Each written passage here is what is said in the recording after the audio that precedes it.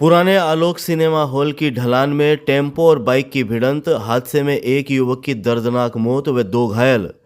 चूरू शहर के पुराने आलोक सिनेमा की ढलान में बीती रात एक दर्दनाक सड़क हादसा हो गया, जिसमें बाइक सवार एक युवक की मौत हो गई जबकि उसके 2 साथी गंभीर घायल हो गए। हादसे की भीषणता का अंदाजा इसी से लगाया जा सकता है कि बाइक और टेम्पो बुरी तरह क्षतिग्रस्त हो गए और बाइक सवार वार्ड संख्या 17 के 20 वर्षीय युवक साहिल की मौके पर ही मौत हो गई। हादसे के बाद सभी को राजकीय भर्ती अस्पताल के आपातकालीन वार्ड लाया गया, जहां एक युवक की हालत गंभीर होने पर उसे हायर सेंटर रेफर करना पड़ा।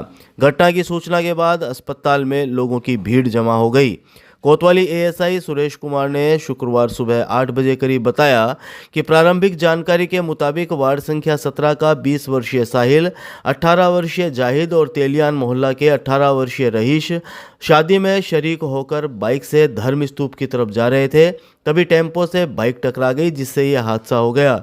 हादसे की जानकारी पाकर कोतवाली पुलिस तुरंत घटना स्थल पर पहुंची और दुर्घटना के कारणों का मुआयना किया। हादसे के बाद टेम्पो ड्राइवर मौके से फरार हो गया। घायल युवकों को तुरंत अस्पताल ले जाया गया, जहां से एक गंभीर घायल को बेहतर इलाज के लिए आगे रेफर कर दिया गया। पुलिस ने मृतक के शव को अस्पताल की मोर्चरी में रखवाया है, जहां परिजनों की रिपोर्ट के बाद मृतक का अब पोस्टमार्टम करवाया जाएगा। पुलिस ने कहा है कि मामले की जांच शुरू कर दी गई है।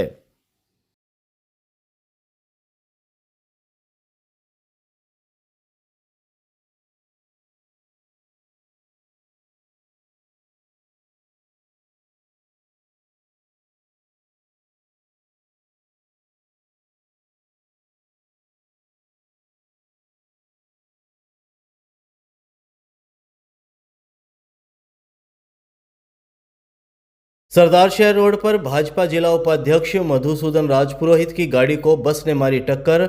हादसे में बाल बाल बचे राजपुरोहित।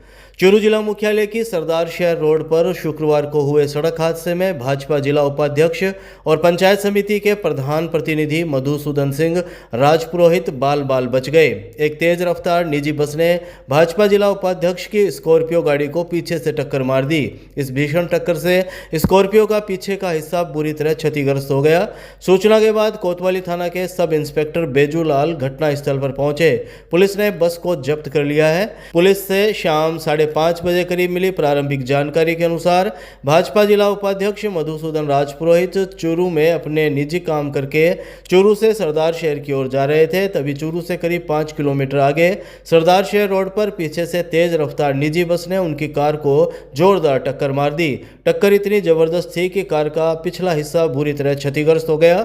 गनीमत यह रही कि हादसे के वक्त गाड़ी में केवल ड्राइवर और मधुसूदन सिंह राजपुरोहित ही मौजूद थे। यदि स्कॉर्पियो की पीछे की साइड में अन्य लोग सवार होते तो बड़ा हादसा हो सकता था। हादसे में राजपुरोहित के चेहरे पर हल्की चोटें आई है। घटना की जानकारी मिलने पर कोतवाली पुलिस मौके पर पहुंची और बस को जब्त कर लिया।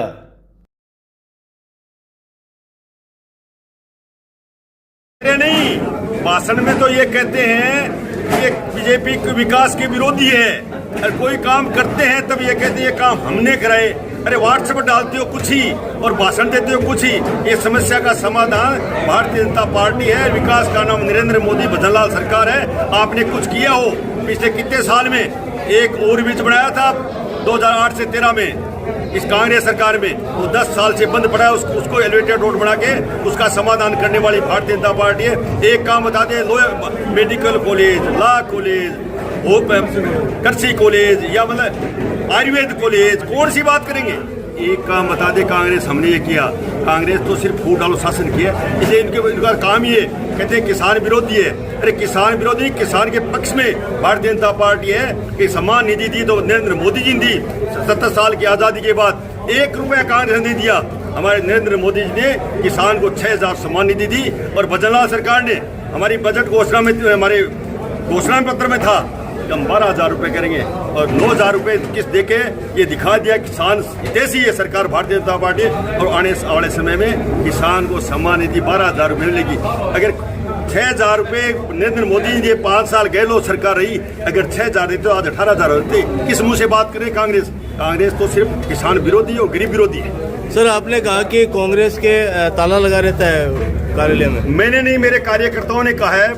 फोटो की राजनीति करने वाले दिवाली पे भी नहीं आते, कभी भी नहीं आते, फोटो लगा देते हैं, शुभकामना देते हैं। फोटो से राजनीति नहीं होती। पक्ष का विपक्ष का काम होता है यहाँ बैठ के जनता की सुनाई करें, और हम अच्छा काम नहीं करें तो हमारा विरोध करें। उनका तो काम ही नहीं है हम क्या कर रहे हैं क्या नहीं कर रहे हैं, वो तो कह रहे हैं कि अच्छा ही कर रहे हो, इसलिए यहाँ नहीं आने। तो हम कुछ गलत करें तो यहाँ के हमारा विरोध करना चाहिए। महिला थाना में दर्ज साल 2016 के दहेज प्रताड़ना मामले में पति गिरफ्तार, स्थायी वारंटी को कोर्ट में किया गया पेश। चूरू के महिला थाने में साल 2016 में दर्ज दहेज प्रताड़ना के मामले में फरार चल रहे आरोपी पति को पुलिस ने गिरफ्तार कर लिया है।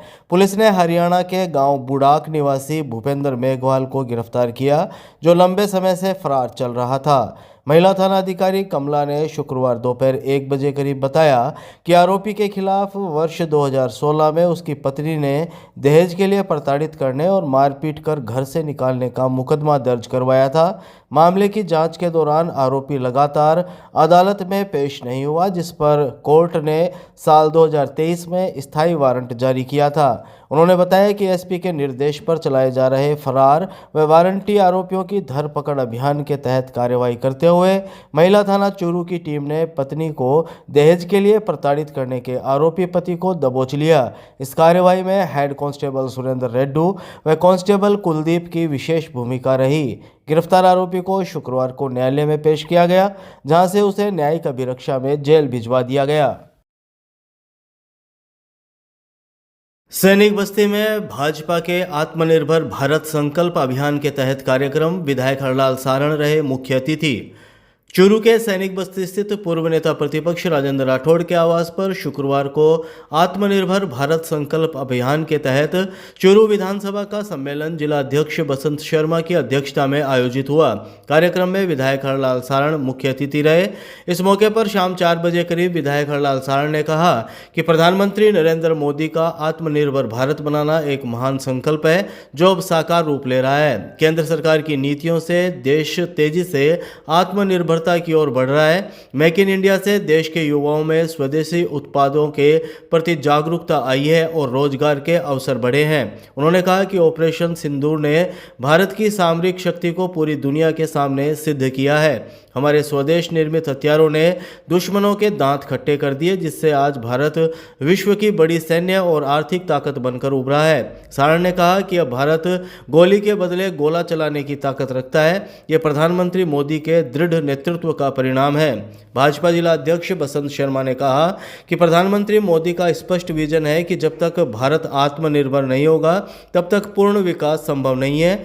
आज देश में स्किल डेवलपमेंट से युवाओं को नई दिशा मिली है। उन्होंने कहा कि भारत आज विश्व का सबसे बड़ा मोबाइल उत्पादक और डिजिटल ट्रांजैक्शन करने वाला देश बन चुका है।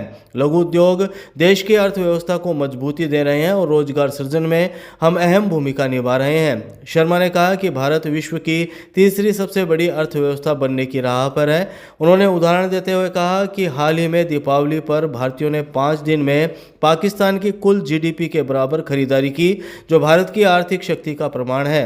कार्यक्रम का संचालन भाजपा जिला मीडिया संयोजक रवि धादीच ने किया। ये हमारे देश के प्रधानमंत्री नरेंद्र मोदी जी का मिशन है, आत्मनिर्भर भारत। अपनी चीज खरीदे, अपनी चीज बनाए, इस पर आत्मनिर्भर भारत की फोकस है। और आज चूरू के शहर के और देहात के कार्यकर्ता आके सम्मेलन किया है आत्मनिर्भर भारत का। मैं कार्यकर्ता को धन्यवाद दूंगा और हमारे देश के प्रधानमंत्री को धन्यवाद दूंगा कि एक सोच है कि अपना देश की चीज 10 देश में खरीदे, देश की चीज देश में बनाए।